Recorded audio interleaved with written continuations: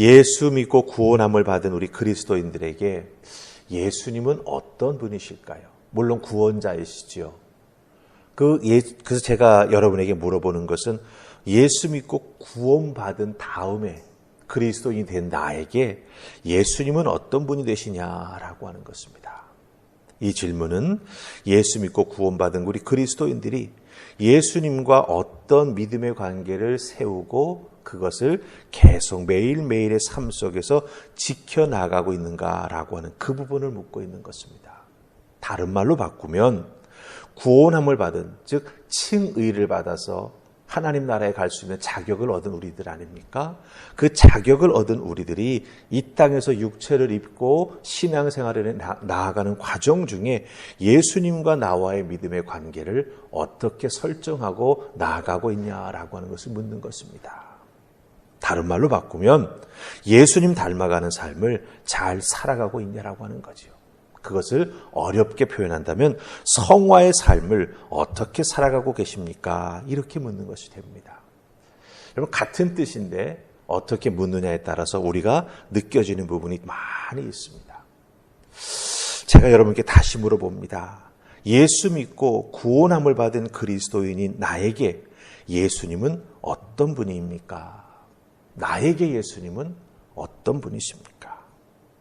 즉, 내가 어떤 신앙의 목표를 세우고 예수님 따라가기 위해 애쓰고 수고하고 있는가 우리가 돌아볼 필요가 있다라고 하는 것이지요. 자, 그렇다고 한다면 오늘 말씀 속에는요, 우리가 예수 믿습니다. 구원함을 받았습니다. 구원함을 받은 그리스도인인 내가 어떻게 예수님과 믿음의 관계를 맺고 예수님을 따라가는 삶을 살아야 하는가라고 하는 것을 잘 보여주고 있습니다. 내가 신앙생활의 목표를 어디다 두고 살아가야 하는가라고 하는 것을 잘 보여주고 있다라고 하는 거죠. 그래서 말씀을 통해서 내가 예수 믿은 다음 그 신앙을 가지고 어떻게 살아가야 할지 우리가 오늘 말씀을 통해서 우리들에게 도움이 되고 또 스스로에게 귀한 신앙의 목표를 세울 수 있는 도전이 될 수 있기를 원하면서 우리 말씀 보십시다. 자, 우리 7절 말씀 보십시다. 7절입니다. 우리 같이 읽습니다. 자, 시작. 그는 육체에 계실 때에 자기를 죽음에서 능히 구원하실 이에게 심한 통곡과 눈물로 간구와 소원을 올렸고 그의 경건하심으로 말미암아 들으심을 얻었느니라. 아멘. 이 7절 말씀 잘 보시면 그는이라고 시작하고 있죠. 즉 예수님을 의미합니다. 예수님께서 육체에 계실 때에 라고 시작을 하고 있습니다. 즉 예수님께서 공생의 3년 기간 동안 복음서에 나오는 예수님의 모습을 의미합니다. 복음을 전하셨습니다. 말씀을 가르치셨고 병든 자, 아픈 자를 치유해 주셨습니다. 이걸 예수님의 3대 사역이라고 이야기합니다. 복음 전하고 천국 복음 전하고 말씀 가르치시고 또한 치유해 주셨습니다. 이 사역을 예수님이 육체의 모습을 갖고 공생의 3년 기간 동안 계속해서 행해 나아가셨다라고 하는 겁니다. 그런데 여러분들, 이 세 가지 사역의 초점이 어디에 맞춰져 있는지 아십니까? 예수님이 왜 복음 전하셨습니까? 예수님께서 왜 하나님 말씀 가르치셨습니까? 예수님께서 병든 자들을 왜 치유해 주셨습니까? 이 세 가지 예수님의 사역은 철저하게 십자가에 초점 맞춰져 있습니다.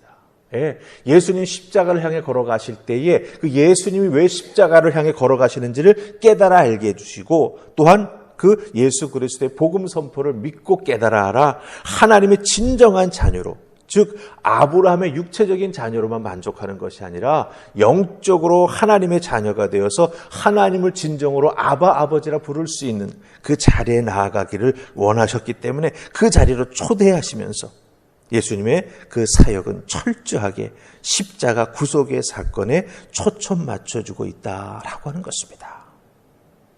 그 과정에서 예수님은 철저하게 하나님의 구원의 섭리 앞에 순종하며 나아가셨습니다.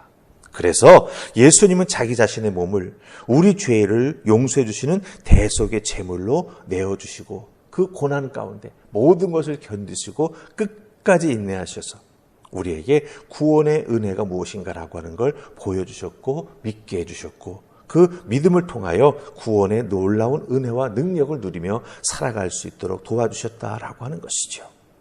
자, 그런 이 예수 그리스도의 모습을 우리가 오늘 주신 말씀 속에서 잘 살피면서 중요한 것은 무엇입니까? 그 경외하심으로 말미암아 하나님 앞에 늘 나아갔던 예수님의 모습을 우리도 따라가야 된다라고 하는 거예요. 하나님을 경외하는 마음, 우리들의 신앙생활의 핵심이 되어야 된다라고 하는 거예요. 하나님을 경외할 때 우리는 하나님을 두려워하게 됩니다. 또한 하나님을 경외할 때 특별히 내 자신이 교만해지지 않습니다. 내 힘이나 내 능력으로 구원을 얻었다, 내 힘이나 내 능력으로 내가 신앙생활 잘한다, 그게 아니라고 하는 거죠. 하나님을 경외하는 마음으로 예수 그리스도의 구원의 은혜를 바라볼 때, 아, 이건 내가 이룬 것이 아니구나. 예수님께서 나를 위해서 모든 것 다 행해 주셨구나. 나는 그것을 믿을 뿐이구나라고 하는 것을 깨달아 알게 된다라고 하는 거죠. 그렇기 때문에 하나님을 경외하는 신앙의 삶을 살아가게 될 때 우리는 교만해지지 아니하고, 하나님을 경외하게 될 때 특별히 우리에게 맡겨주시는 사명 앞에 순종하는 믿음의 삶을 살아가게 된다라고 하는 것입니다. 그렇기 때문에 우리들이 이 땅에서 육체를 가지고 살아가지 않습니까? 그럼에도 불구하고 우리는 천국의 소망을 두고 살아갑니다. 그런 놀라운 믿음의 목표가 이 땅에서의 삶에서 천국으로 바뀌지 않았습니까? 그런 은혜를 덧입고 이 땅에서 믿음으로 살아가니 우리는 어떻게 되겠습니까? 예수님을 모범 삼아서 예수님께서 이 땅에서 무엇을 어떻게 하시고 그것을 이루며 나아가셨는지를 잘 살피고, 우리도 하나님 앞에 은혜 받고 불러주시고 맡겨주신 사명이 있는 것을 깨달아 알고 그것을 잘 지키며 이루어 나아가는 하나님의 사람이 되는 것, 그것이 바로 우리들의 신앙생활의 목표가 되어야 된다라고 하는 것입니다. 그것을 이루어 나아갈 때 정말 중요한 것은 무엇이냐? 경외하는 마음. 이것이 꼭 있어야 하나님 앞에 감사하면서 교만해지지 아니하면서 늘 예수님 닮아 나아간 우리가 된다라고 하는 것 꼭 기억하시고, 주님을 잘 닮아가되 경외하는 믿음으로 닮아가는 은혜가 있기를 주님의 이름으로 축복합니다. 아멘. 자, 우리 9절 말씀 보십시다. 9절 말씀 속에서 우리가 또 배워야 될 것이 있습니다. 같이 있습니다. 시작. 온전하게 되셨은즉 자기에게 순종하는 모든 자에게 영원한 구원의 근원이 되시고. 아멘. 9절 말씀은 예수님이 온전하게 되셨다라고 말씀하고 있습니다. 근데 예수님이 어떻게 온전하게 되셨는지에 대한 설명은 나오지 않고 있죠. 물론 거기에 뒤에 붙어 있긴 합니다만 앞 8절 말씀을 보면 정확하게 나오고 있습니다. 예수님께서 어떻게 온전하게 되셨는가라고 할 때 8절 말씀은 뭐라고 말합니까? 그가 하나님의 아들이면서도 이 땅에서 3년간 생활에 나아가시고 공생애를 지내실 때 고난을 겪었다라고 말합니다. 그런데 그 고난 중에 하나님의 뜻에 순종하는 것을 배워서 온전하게 되셨다, 이렇게 말하고 있습니다. 여러분들 이 부분을 잘 보셔야 됩니다. 순종함을 배워서 온전하게 되었다라고 하는 거예요. 그러니까 하나님의 아들이시니까 그냥 처음부터 모든 것 다 완전히 갖추고 뚝 떨어졌다, 그게 아니라는 의미입니다. 왜? 예수님도 이 땅에서 육체의 우리인과 똑같은 육체의 모습을 입으셨지 않습니까? 그래서 고난 당하시면 아프셨습니다. 슬프시기도 했습니다. 때로는 절망하실 때도 있었습니다. 그럴 때 예수님께서는 그 모든 것들을 어떻게 이겨나가셨습니까? 하나님 앞에 나아가 기도하심으로, 또한 성령의 인도해 주심과 위로하심을 통해서 하나하나 배우고 깨달아 알고, 또한 엎드리는 순종함을 배우면서 온전하게 되셨다라고 하는 거예요. 그래서 여러분들, 이 온전하게 되다라고 하는 이 단어의 표현은 어떤 뜻을 가지고 있는지 아십니까? 바로 최종 단계에 이르렀다. 중간의 모든 과정들을 하나하나 잘 거치고 통과해 나아가 마지막 단계, 마지막 결론에 이르렀다라고 하는 뜻을 가지고 있다라고 하는 거예요.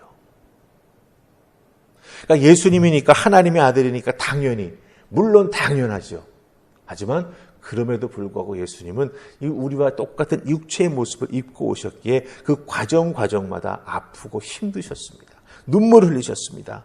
그리고 특별히 마지막 십자가를 지시는 그 단계에 가셨을 때에는 하나님 앞에 나아가 하나님을 부르면서 아버지라고 부르면서 눈물로 호소하면서 이 십자가의 죽음이 내게서 지나가게 해주시면 안 되겠습니까? 그렇죠? 근데 예수님 뭐라고 그 다음에 기도하셨어요? 내 뜻이 아닌 하나님 아버지의 뜻대로 해주시옵소서. 예, 철저하게 하나하나 체험하시고 경험하시면서 순종함으로 배워나가셔서 온전하게 되셨다. 즉 최종 단계에 이르셨다. 십자가를 지시고 우리를 위해서 죽으셨다라고 하는 거예요. 여러분들, 우리들이 신앙생활에 나아갈 때 내 신앙생활의 목표가 무엇이 되어야 하는가, 그 목표를 이루기 위해서 내가 어떻게 신앙생활에 나아가야 하는가, 이 부분이 바로 이 8절과 9절에 연결되는 과정 속에서 정확하게 나옵니다. 우리는 온전하게 되기를 원하지요. 그런데 그 온전하게 되는 것은 하늘에서 뚝 떨어지는 게 아니라고 하는 거예요. 고난으로 순종함을 배워서 예수님처럼 우리도 믿음의 체험과 경험과 특별히 하나님의 말씀을 듣고 온전히 순종해 나아가는 그런 모든 것들을 경험하며 체득해 나아가는 과정을 통해 우리들이 어떻게 신앙생활에 나아가야 할까라고 하는 것을 배우고 알게 되고 그것을 내 것으로 만드는 삶을 살아갈 수 있게 된다라고 하는 것입니다. 이 온전하게 되는 것 굉장히 중요한데요. 어떻게 온전하게 되겠습니까? 방법. 내가 어떻게 스스로 노력하면 아니죠. 그거야말로 교만해지는 지름길입니다. 예수 그리스도께서 우리에게 보여주신 그 십자가의 길을 따라가면서 온전하게 되는 것이 참 중요한데 이 온전하게 된다라고 하는 의미는 예배를 통해서 온전해집니다. 다른 것을 통해서 될 수 있는 게 아니에요. 그래서 성경을 연구하는 학자들은요, 이 온전하게 된다라고 하는 이 표현은 제의적인 표현이다라고 말합니다. 즉 예배와 관련된 표현이다라고 이야기를 합니다. 예, 하나님 앞에 나아가 나의 죄인됨을 다 고백하고 나의 연약함을 하나님 앞에 다 아뢰고 하나님 도와주십시오라고 기도하며 자기 자신을 산 제물로 하나님 앞에 올려드릴 때 어떻게 됩니까? 하나님이 그런 우리들의 모습을 받아 연락해 주시죠. 그리고 하나님의 은혜로 채우시고 하나님의 권능으로 우리를 새롭게 만들어 주셔서 우리를 소성시켜 주신다라고 말을 합니다. 새롭게 하나님께서 나를 탁 다듬어 주셔서 예, 그 은혜를 덧입고 우리는 온전하게 된다라고 하는 거예요. 그것을 예배를 통해서 우리가 경험하게 된다라고 하는 것이죠. 그러니 여러분들 내 신앙생활의 목표를 제대로 세우기 위해서는 제일 중요한 게 뭡니까? 예배자가 되는 거예요.